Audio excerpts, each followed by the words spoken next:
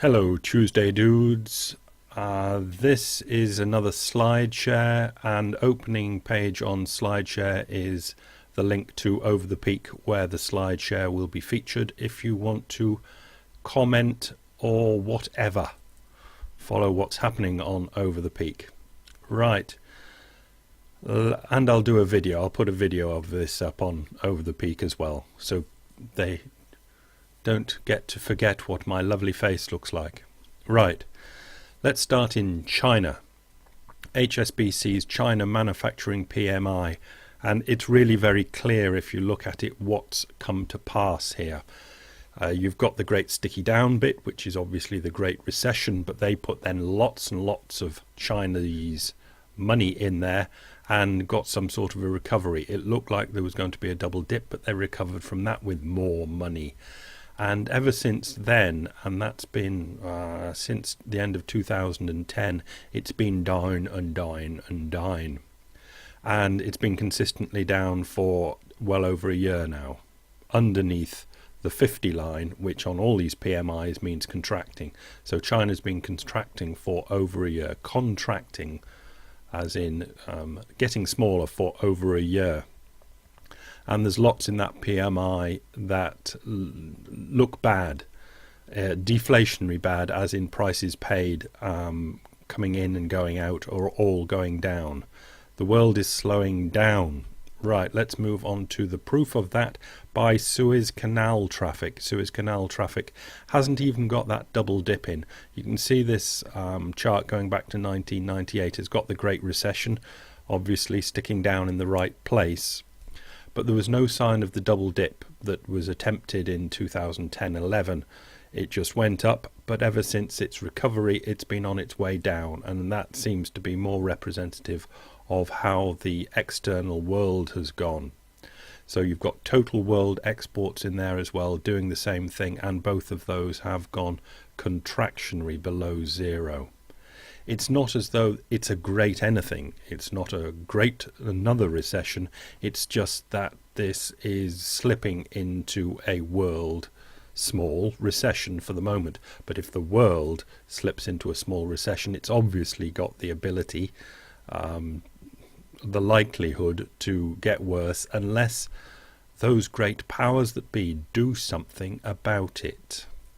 Right, let's go over to Europe and their retail PMI, and you've got Eurozone retail PMI in blue left scale and consumer spending, the gold colour on the right scale, but it's more for the Eurozone PMI that we're looking here, and the shape is the same again.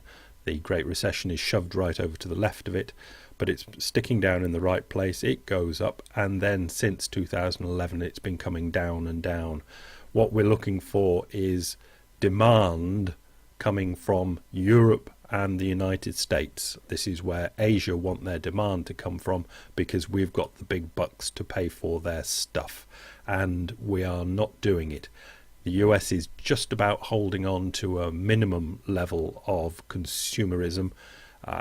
Europe is slipping backwards, and the joint amount of that, US and Europe and the rest of the world buying Asian stuff, is getting negative. So obviously Asia goes negative because they are the exporters.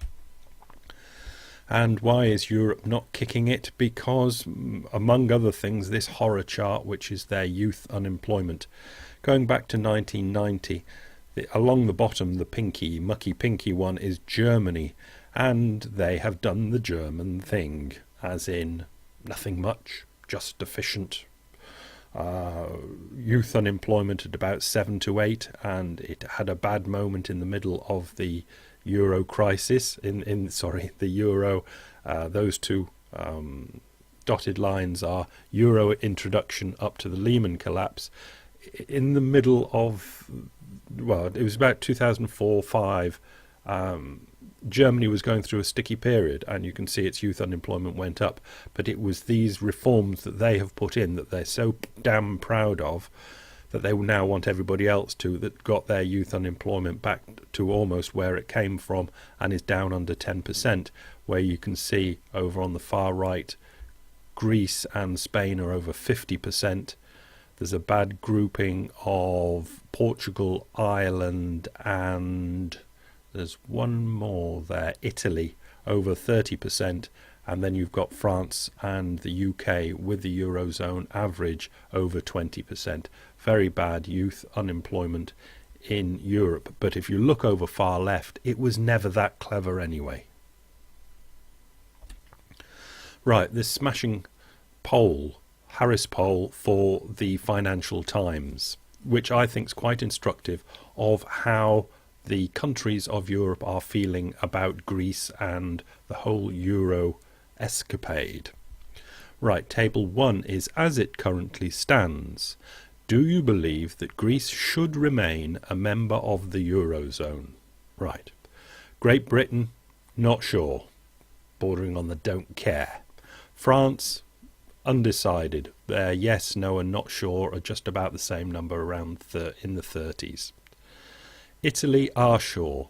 They say yes, as it currently stands, I do believe that Greece should remain as a member of the Euro. So Italy says yes, Spain says yes, and Germany overwhelmingly says 9. Okay, you've got that over on the right. Germany, 27 yes, twice as many, 54 no. Greece should not remain a member of the Eurozone. I've picked out a couple more. Follow the link, obviously, and you can read more yourself. Some argue that other Eurozone members should do more, that's the big word, should do more to help Greece remain in the Eurozone.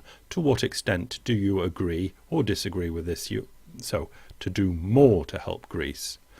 Great Britain says, neither agree nor disagree, don't care, not our money, sod off. France says they disagree. They shouldn't do more. Do what you're doing, but don't do more. Italy and Spain says yes, they do agree. More should be done, says Italy and Spain, or the Italians and the Spanish replied that more should be done.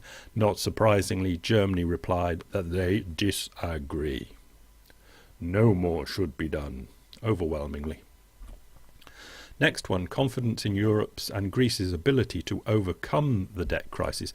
How confident are you, if at all, that Greece will ever repay its bailout loans?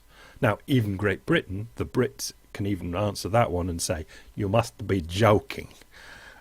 Great Britain says, not at all confident. France even comes in and says, not at all confident. But Italy and Spain says, at least somewhat confident, overwhelmingly, 77%, 57%. The biggest numbers are that the Italians and Spanish think it is at least somewhat, they are at least somewhat confident that Greece will ever repay its bailout loans. And naturally, Germany, not at all confident that the Greeks will repay their bailout loans. Is this the last one? Yeah, this is the last one. Impact of austerity measures. Right, so this is more general. Impact of austerity measures. What impact do you believe austerity measures have on solving the debt crisis in Europe, if any? So, austerity measures. What impact do you believe they have on solving the debt crisis? So it's quite a specific question, but the answer is the same right across the board. Negative impact. Great Britain, negative impact. France, biggest number is negative impact. Italy, negative impact. Spain, negative impact. Even in Germany, they say that the austerity measures have a negative impact on solving the European debt crisis. Overwhelming. Right, that's the end of the economic thing, and I'll leave you with one more link. Daily Maverick. You've heard of the killing of the strikers in South Africa. This article, it's long and detailed, and you will find out that a dozen were murdered on film, so the world has seen those in newsreels. 24 were murdered off film, and this report shows how they were herded up and cold-bloodedly murdered. If you want the details, the link is there to read. And that is all for today. Thanks for being there. Bye.